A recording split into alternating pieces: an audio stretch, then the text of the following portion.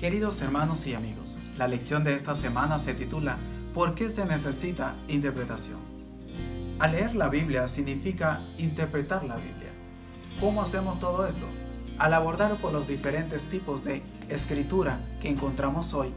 Por ejemplo, un texto, encontramos parábolas, sueños simbólicos y proféticos y relatos históricos. Todo esto implica una interpretación en sí.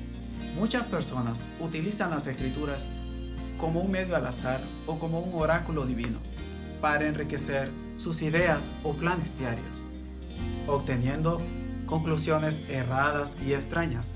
¿Esto por qué? Porque un texto sin contexto fácilmente puede llevarnos a un pretexto. En relación a este tema tan interesante, los estudiantes, pastores y maestros del Seminario Teológico Adventista de Cuba comparten su respuesta a la pregunta que hemos estado estudiando esta semana: ¿por qué se necesita interpretación?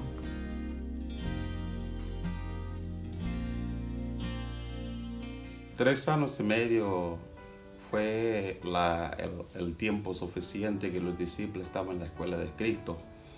Los discípulos estaban familiarizados con las Escrituras, estaban viendo los milagros que Cristo hacía, pero ¿qué impidió a los discípulos para que pudiera comprender las Escrituras, los milagros que Cristo lo hacía? Los discípulos de Cristo tenían un preconcepto dentro de ellos. Aún caminando con Cristo tenían un preconcepto, tenían sus ideas. Para ellos, Cristo iba a restaurar el reino terrenal, según ellos. Y algunos de los discípulos lo seguían porque sabían que Cristo iba a hacer los milagros.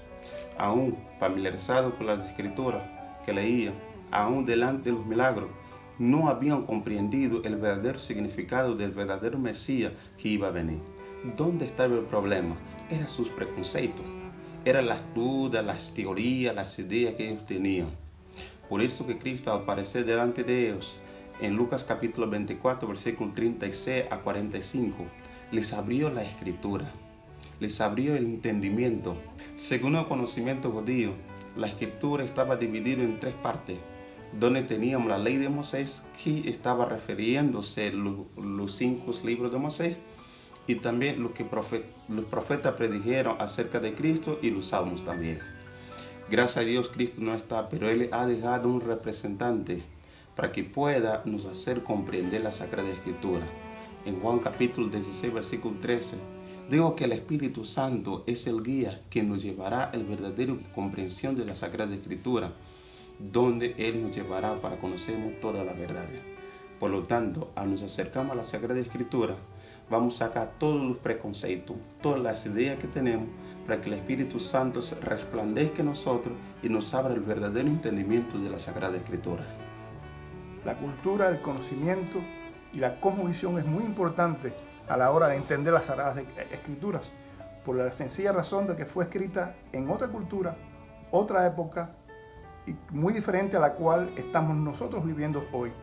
Por ejemplo, si analizamos el pensamiento hebreo acerca del mar, nos dice en Génesis 1:1 y 2, en el principio creó Dios los cielos y la tierra y todas las cosas que en ellos hay, y el Espíritu se movía sobre la faz de las aguas.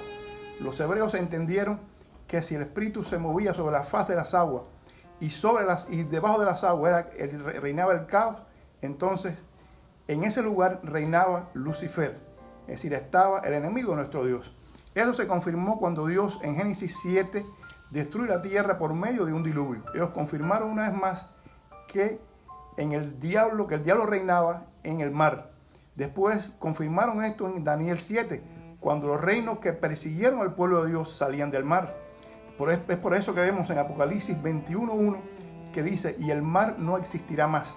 Pero se refiere más al lugar donde reina Lucifer que al mar físico.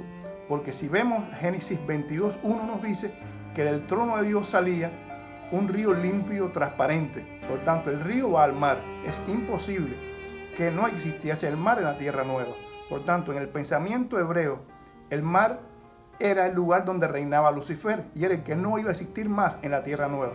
Por tanto, debemos de entender que en la cultura hebrea era totalmente diferente el concepto que se tenía acerca del mar que en nuestra cultura occidental. El nivel académico, el nivel cultural también influye.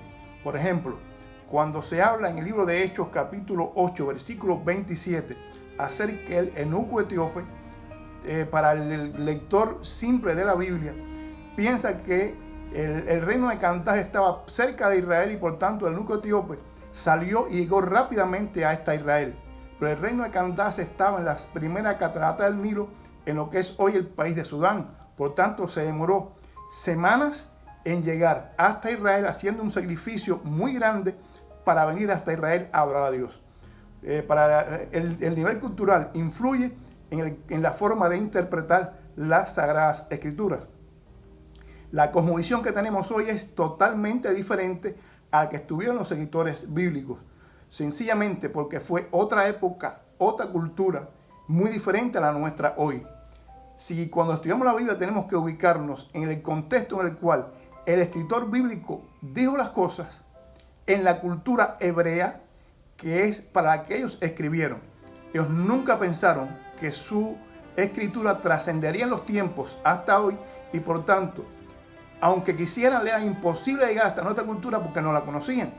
Por lo tanto, tenemos nosotros hoy que al estudiar las Sagradas Escrituras, ubicarnos en la cultura hebrea, en el pensamiento hebreo del tiempo, en qué quiso decir el escritor bíblico cuando dijo o escribió lo que él dijo en la Biblia. Por tanto, es diferente hoy nuestra cosmovisión de la que tuvieron ellos. Por tanto, influye en gran manera la cosmovisión en la forma en que entendemos la Biblia, porque tenemos que transportarnos a ese momento en el cual el escritor bíblico escribió para poder entender las Sagradas Escrituras. El pecado puede conllevar a que malinterpretemos la palabra de Dios, ya que naturalmente hemos nacido separados de Dios y los seres humanos como tal, una vez que se enfrentan a la palabra de Dios, vienen con sus ideas preconcebidas o con sus inclinaciones al mal, de tal manera que a veces al estudiar la palabra usted quiere encontrar significado o el sentido de lo que su propia intención o inclinación desea encontrar, y muchas veces al leer la palabra de Dios tratamos de justificar muchas veces nuestros malos hechos, quizás encontrar una solución a algo que queremos hacer. Por eso que recuerdo la frase de alguien que dijo: este libro te alejará del pecado, el pecado te alejará de este libro. Por tanto, es un desafío poder estudiar la palabra de Dios sin que el pecado nos afecte. Por tanto, es necesario pedir la dirección de Dios para que Él sea el quien guíe, el que tome el control e ilumine nuestras mentes para poder hacer una correcta interpretación de la palabra de Dios. Sí he tenido la experiencia de ver a una persona luchar en contra de una convicción que la Biblia enseña. Esta persona me dijo que el día del Señor que menciona Juan en Apocalipsis 1:10 era el domingo, porque domingo viene de su raíz 10 dominicus en latín, y para Juan, decía él, el día del Señor era el domingo. También le dije que en los evangelios Jesús había dicho claramente que Él era el Señor del sábado, que Él seguía siendo el Señor del día de reposo, y el día de reposo, el día del Señor, era el sábado y no dejaría de serlo. Incluso Jesús le dijo a sus discípulos que oren para que su ida no fuera en invierno o en día de reposo, haciendo esto claro de que el sábado seguiría siendo por siempre el día de reposo. Entonces yo también le referí a una matutina de Elena de White que se llama Reflejando a Jesús, el 22 de marzo, donde ella dice que el sábado es el día del Señor que mencionó Juan en Apocalipsis. Pero en la historia tenía sentido lo que él decía, que el domingo sea el día del Señor porque su raíz es Dominicus, día del Señor, en latín. Entonces, al ver en el pasado, en la historia, uno se da cuenta de que para el tiempo de Juan, el domingo no se llamaba Dominicus, se llamaba Solis. 10 solis, es decir, el día del sol.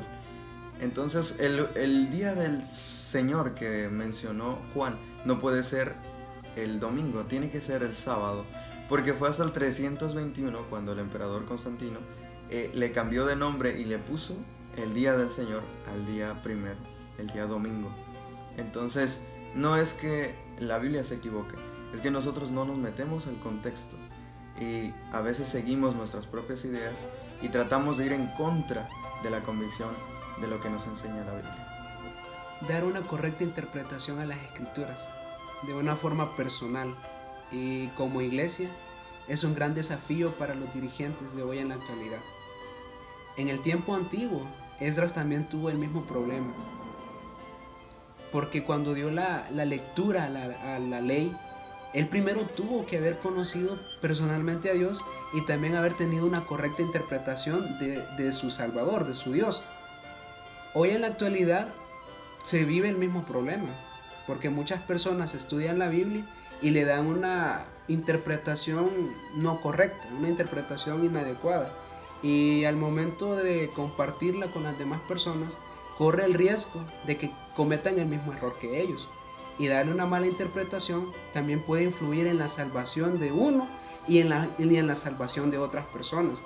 Y como iglesia, si caemos en ese mismo error, tendríamos problemas de misión y tuviéramos también problemas de teología. En el tiempo del apóstol Pablo sucedió lo mismo. Habían personas que habían caído en el mismo error, pero por eso hoy nosotros tenemos que pedir la dirección del Espíritu Santo para que nos ayude a comprender la Biblia de una manera correcta. El tema de interpretación bíblica es de vital importancia para la teología y la misiología de la Iglesia. Una correcta interpretación puede ayudarnos a tener un avance más eficaz en la predicación del Evangelio que se nos ha sido encomendado. Quiero invitarte a disfrutar del estudio de la Biblia todos los días. Que Dios te bendiga.